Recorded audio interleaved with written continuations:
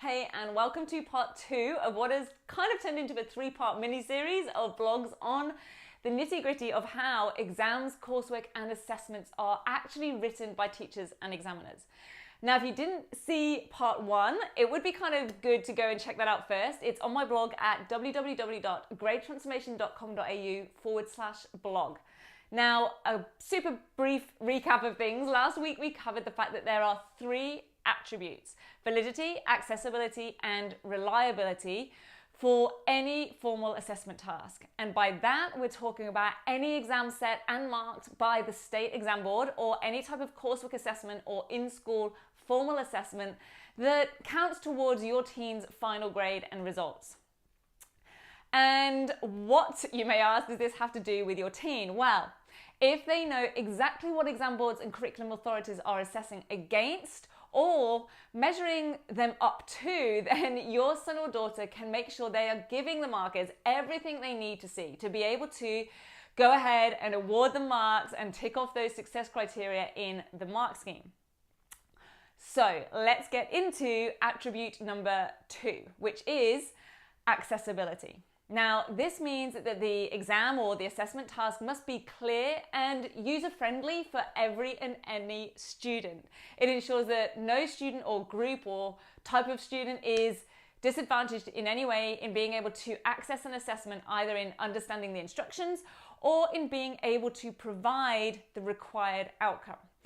Therefore, here's how this transfers into proactive action for your teen. Students must read every piece of information on a task sheet or inside an exam paper. Often it's tempting for students to just skim over a source or some sort of introductory information or the stem of a question.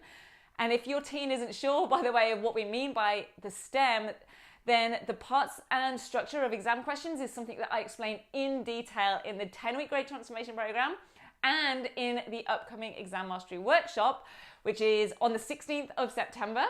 Check it out. I'll give you the details at the end of this video.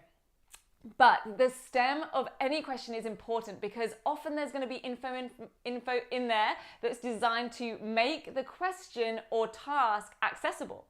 For example, this could be where a rule or formula is actually provided. It could be a definition of an unusual word that's being used, a background to a method that needs to be used by the student, or some sort of descriptive detail that accompanies a source or a text extract. Basically, every word on every page is there for a reason and has very carefully been considered and scrutinized, certainly by at least 3 exam board reps for external exams. So everything is there for a reason. Okay, so that's attribute number 2 of 3, and it's accessibility, and how extra information or context is given in some tasks and exam questions to make them accessible. Now, I'm Katie Price, grade transformation expert, and if you think your son or daughter could benefit from attending my online exam mastery workshop 2018, then you can check it out at the link that I'll provide with this blog. It's under, though, if you want to go to the website, the services tab at www.rocksolidstudy.com.au, and look out for next week's blog where I'll be explaining attribute number 3 along with advice and actions on how you can make this useful for your teen in their next exam or assessment. So until then, let's make this week a fantastic week.